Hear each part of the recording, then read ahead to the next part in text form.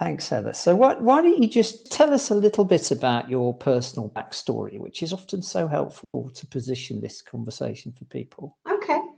You know, it's kind of classic, actually, but among most people that I seem to talk to, with what I was diagnosed with. So where do I begin with this? Insofar as it's helpful to people to understand your journey. I think life changed 2 years ago when I was diagnosed with BPD. It's borderline personality disorder. And I think what that did was that was the first time it put everything together, really. And, you know, there's obviously behind most, I can't say behind most, but behind my mental health problems has always been a lot of trauma that comes from infancy and, you know, my family background and so on and so forth, without going down that rabbit hole. And, you know, about how we deal with that trauma later on and repeat bad habits and kind of carry on replaying and hurting ourselves for a long time. So when I was diagnosed with the BPD, the first thing that came to a head was the fact that I just could not control my changing moods. I could not control it, and I had never been able to control it. And finally, someone had said what it is, and they gave me a medication which I was not open to taking medication at all. I've never considered medication, and I didn't believe that it was the solution. I believed that it was a band-aid and it can help, but I never believed that it was the solution. I always believed that, you know, you have to treat the root of the problem. So eventually, you know, I had to admit, well, I need some help with this. So I began taking medication. But my goal was always to understand exactly what it was, what the problem was, and not really call it a problem, but just understand enough to know, okay, if this is a thing, let's just call it a thing. Let's not call it a diagnosis. This is a thing that you're going to live with for the rest of your life. Can I get better? Is it going to go away? Well, you know, if life is going to go away, yeah, but there's always going to be a thing. So in essence, you're always going to have to deal with something, and it's about how you're going to deal with it. And you just really simplify it by saying, what can I do to, I'm not even explaining this very well. Can we just start that again, Andrew? No, don't worry, I'll edit it out. Just keep going. I really wanted to look at alternative ways of coping and treating and living with BPD. And that meant for me, the first thing I did was I noticed how I put myself in a situation that I was completely alone, so that I could monitor without outside influences, so that I could monitor my moods and see what changed them, what influenced them. And that for me was alcohol instantly, caffeine, and without outside stresses, you know, because I moved to a cottage in the middle of a village. I was the only person I knew there, so there was no way of getting stressed, no way of a personal relationship confusing or muddying the waters. It was just me and nature and peace and quiet. So if there was something wrong, there were, you know, what was making it wrong? And it was diet. It was essentially what I was eating, what I was consuming, and predominantly alcohol, in my case. So I noticed, okay, I have to cut out these things, but I still wasn't really fixing.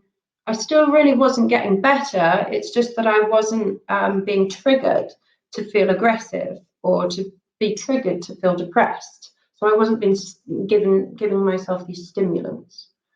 But there was still something wrong. There was still a lot of fluctuations there. And you know, it's something that's been on the back burner. So when I saw your course, naturally I wanted to know, okay, this is exactly what I've been thinking this whole time, is yes, my moods are directly related to my diet, or my diet is directly related to my moods, you know, one or the other, but they're so connected that it's confusing, but what's going on? Help. So your course really kicked everything off for me. And once once I started with your course, I really started taking what had been hobbies and other projects into more focus and dedicating myself to that. So that's how it has turned out that now, not only focusing on my diet, I'm looking at how herbs and remedies and just down to different teas can change different the biology of my body. And now it's at the point where I'm fascinated by the fact that, you know, I've had the flu with my partner at the exact same time, and he's taking traditional medicine, and I have got better than him and been looking after him while taking oregano, rosemary, lemon, garlic. And you say, oh, but you know, you need to take something. So you need to take some Lemsip. You need to take a paracetamol. I said, well, paracetamol, where do medicines come from? They come from plants. They originally all came from plants, and all we've done is we've now synthetically made the synthetic version of it, which is a lot quicker, and it's a pill, so it tastes nicer, it's quicker. But essentially, it's a mimic of everything's really come from plants. So this is where I've gone now. So I've gone full down this road to the point where now I'm actually looking for and planting nettles and dandelions in my garden. Because I know that, you know, what I need is, and I look at and I say, well, okay, this week I'm really down on energy. And I noticed that. So what I need is iron. So I've noticed that this usually happens at certain times of the day or week. So what I'm going to do is I'm going to have a nettle tea at that low, so that I can foresee that low.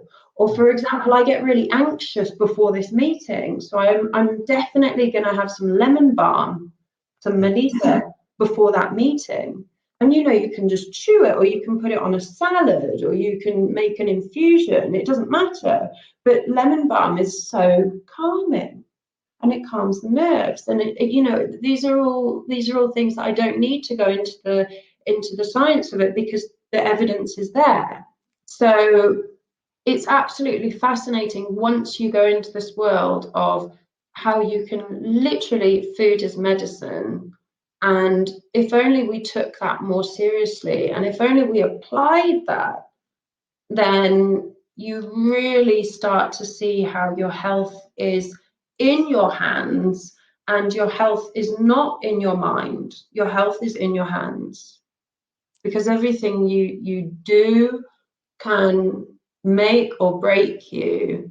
And you know, it's however spiritual you want to get about this, because I'm not even going to, you know, a spiritual train with this, but you know, I was reading something this morning which was really beautiful, and it said along the lines of, you can try to fix the problem all day with your mind, but your heart knows that there is no problem. So true, and it runs right to the heart of the three principles understanding, which is the kind of bonus to the course. As you know, you already are what you need.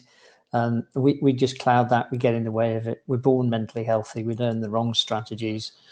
Oh gosh, I just found your story fascinating, Heather, and I think that it provides such huge hope for people who are struggling right now with their mood and their mental health. Mm-hmm.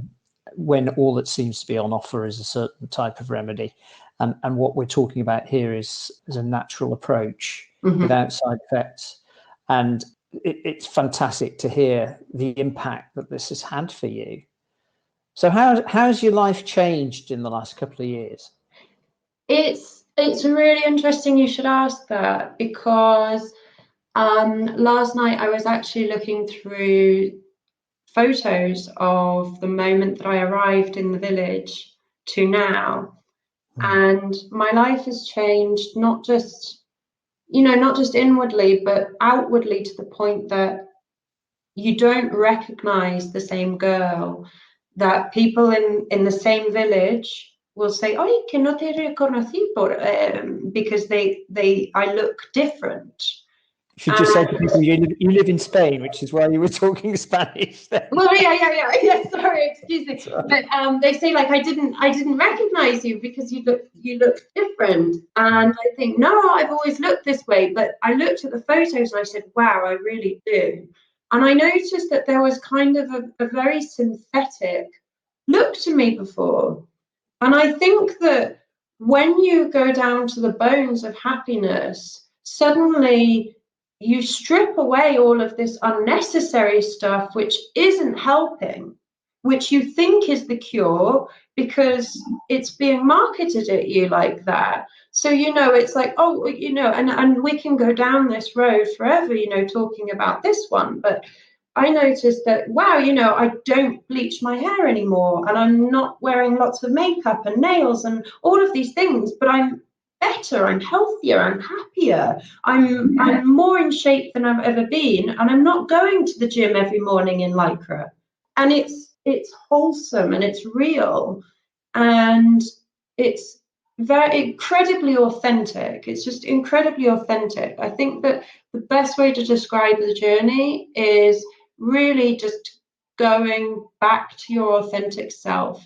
There's that inner child, or that child that we forgot and left long ago with peer pressure and what we thought we should be. And they had all the answers, and it was just so simple. And they knew what to eat and what to do and when to move and when to rest. And we've somehow along the way got so busy, wrapped up in our minds, and that we've really just forgotten to listen to that very natural intuition that we have. I'm so touched with what you said, because it so resonates with my experience and my story and the story of the people that I work with. And yet we're so busy chasing the solution that we forget what's right in front of us and inside of us, and this wisdom that we have that you referred to. This childlike wisdom, which somehow we've lost touch with, and we contaminate with all of the other things and our busy overthinking and all of that. What a fascinating story, Heather. It's just so simple. Well, thank you, Andrew. I'm glad you find it interesting. I totally have, and I hope other people, and I'm sure other people will too. If you could summarize, what advice would you give to somebody who's struggling with their mental health right now? How would you advise them to move forward? Well, I think the first thing I would probably do is to not tell them not to worry about moving forward, and just sit down and give themselves a big ruddy hug. Lovely. I would say that, because we're so worried about getting better, about being better, about I have to improve. It's okay. Hey, it's okay. You can be balmy.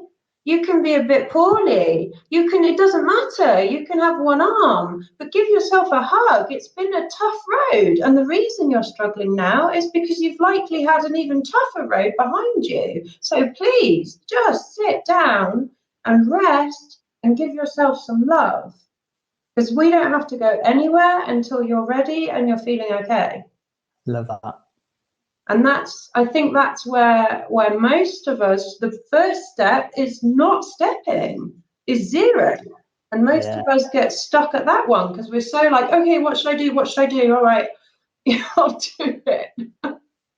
I agree. And I think there is a realization in that moment. It's a bit like when a dog realizes it's been chasing its own tail round and round for years, and suddenly there's an aha moment. I don't need to keep doing this anymore. And let's face it, we do create turmoil through overthinking. And I've heard it said that the root cause of every mental illness is chronic mental stress, otherwise known as overthinking in various different guises. We aren't born doing that. Yeah. Wow. Absolutely. I mean, I was thinking this morning about how many expressions there are in the world. And, in every language that I encounter, there's always so many different ways of saying don't overthink it. In English, we really just have that don't overthink it, which is it's relatively new. Yeah. Whereas, in other languages, there's a no darlo más vueltas. Don't go round in circles anymore.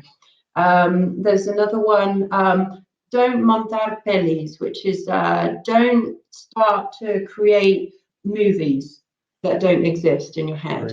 Brilliant. So and you can really see that, like, we're playing a video, we're imagining we're playing a video, and we're playing this potential possible anxious future that never actually happens 90% of the time.